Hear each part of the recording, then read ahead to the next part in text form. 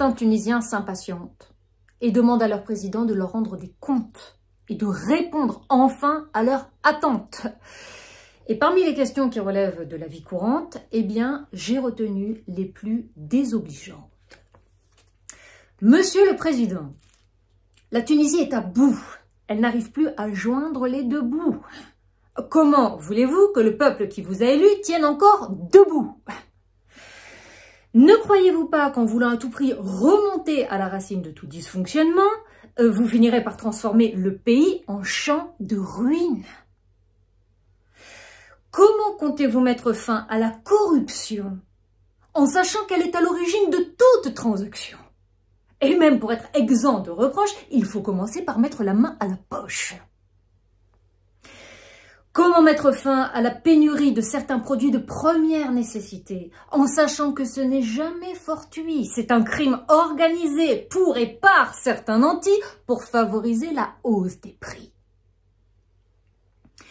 La vie est si chère que le jeune Tunisien peine à croire qu'il va un jour s'y faire ou s'y plaire. Il traverse à la nage la Méditerranée pour prendre l'air. Alors, quelles ailes allez-vous déployer pour l'empêcher de se brûler les ailes? Qu'avez-vous prévu contre les malversations les plus répandues, comme celle de ces chauffeurs de taxi qui vous taxent en multipliant par 10 le prix de leurs courses si vous venez de débarquer de l'étranger? Bienvenue en Tunisie. Et contre la discrimination économique.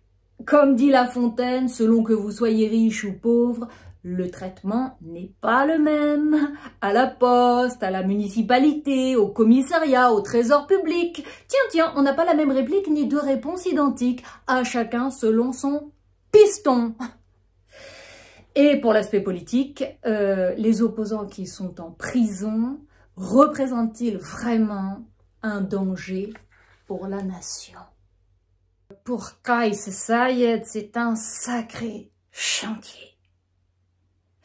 Et il faudrait juste lui laisser le temps d'opérer en toute confiance et en toute transparence. Et avec tout ce qu'il a à faire, il n'aurait pas le temps d'être le tyran que vous prétendez qu'il est. Quand bien même, pour n'importe quel homme, c'est vrai, ce serait tentant. Mais ce n'est pas n'importe quel homme, c'est un métronome.